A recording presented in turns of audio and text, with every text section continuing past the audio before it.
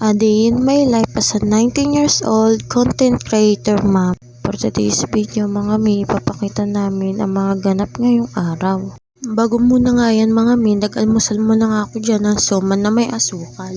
Pinigay pala sa akin to ni mama. 2 peraso nga yan mga mi. Masarap partneran nga ng kape to mga mi, kaya lang ako madalas lang ako magkape. Magkakape lang ako pag gusto ko lang. At ito nga, busog na nga ako sa isa mga mi. Kaya may natirang isa dyan mga mi at pinaalmusal ko na nga lang yan sa anak ko. At ito nga, kagigising lang niya dyan mga mi. Bumili nga ako ng gatas niya mga mi at tinimpla ko para sa kanya. Tuwing umaga nga yung mga mi, nagagatas yan. Sapat na sa kanya kahit gatas lang. Busog na siya dun.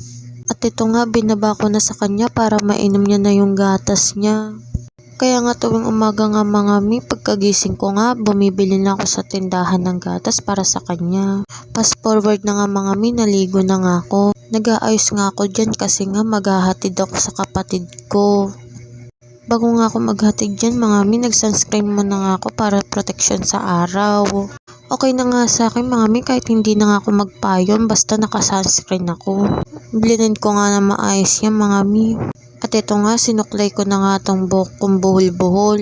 Ang hirap suklayin na itong buhok ko pag bagong ligo at bagong gising ako mga mi. At ito na nga mga mi, nagpabango na nga ako dyan.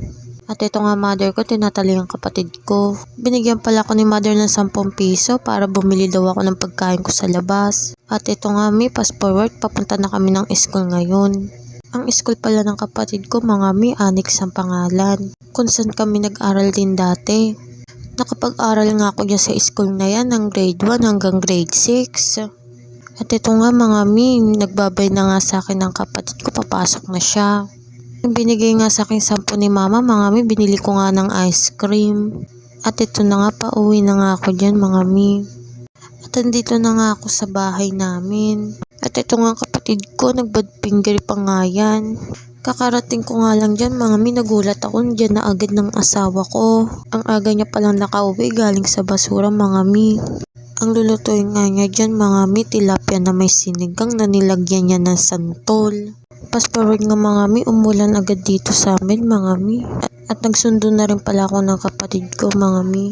Ang daming nanay nga na nagsusundo dito mga mi. Yun nga, nagutom ako, kakahintay ko at kumain muna ako. At ito na nga, pinapasok na nga ako kasi lalabas na daw ang kapatid ko. At ito na mga mi, pauwi na nga kami niyan. Nang may nadaanan kaming jampong. Namiss kong magjampong mga mi. Yun lang mga mi, bye-bye!